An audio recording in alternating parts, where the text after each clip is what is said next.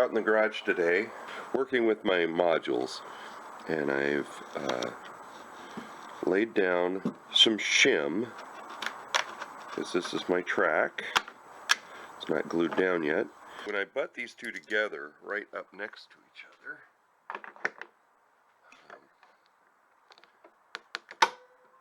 what I had found was that because I built this module first, and it actually was paired with a different module at the other end, I had some problems with these pieces not being exactly square, so I had sanded these down to get rid of this ski slope at the end.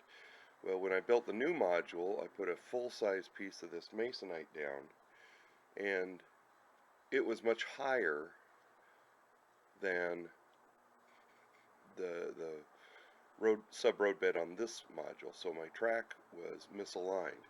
So I sanded it down, got it level, so that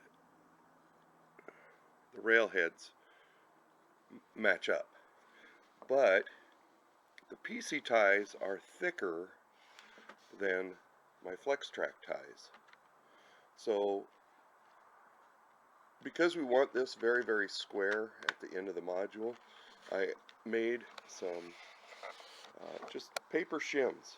They're just regular typing paper. So I cut one full length here, 8.5 inches long, glued that down, cut off a couple inches, glued a second layer on, glued a third layer on, glued a fourth layer on. And so that gives me a nice smooth transition. And I will sand that again up to this height, so I don't end up with a little ski slope.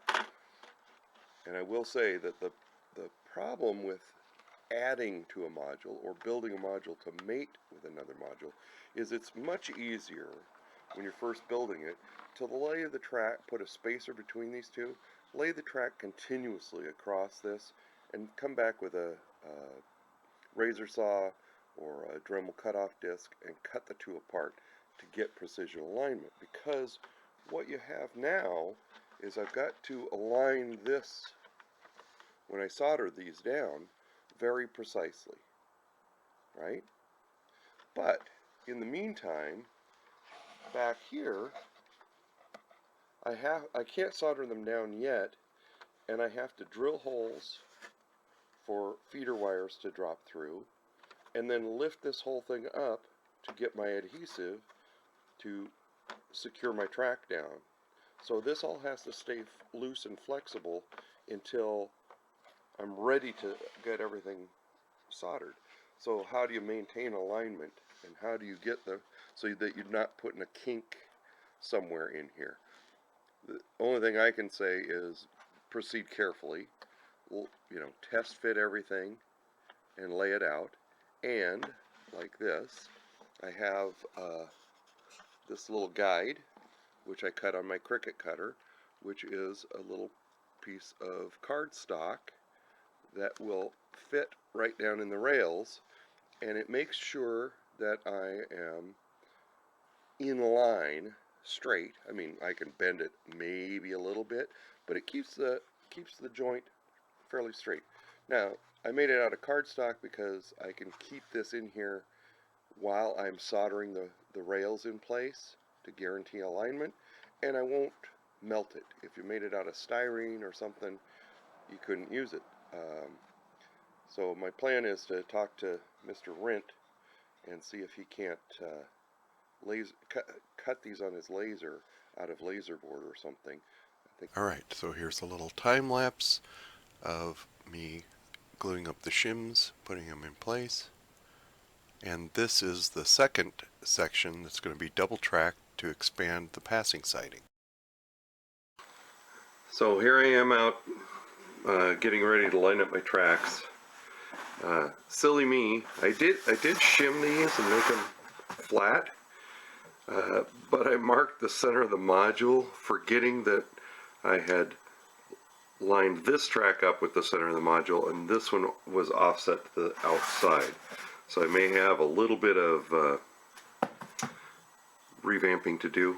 But I think if I lay the roadbed right up against here, I'll just have to cut away on this side. So the way I'm doing this is I've got my little MDF boards with the profile trimmed for the sub roadbed. I'll glue these on right here, and these are my little jigs that I made on my Cricut cutter, and oops, that goes down in between the rails to help me line up the center of the sub roadbed to the existing track. So I'll get those all glued down at this end and the other end, and we'll pick it up from there. So we've got a little time lapse of me gluing down the sub roadbed pieces, and then we'll go to a little overview of the module set. That's done.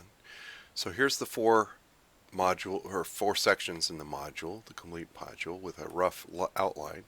Arrows pointing to the two new modules that I'm building, and at the far end will be the panel track facility. Basically take up that whole first section.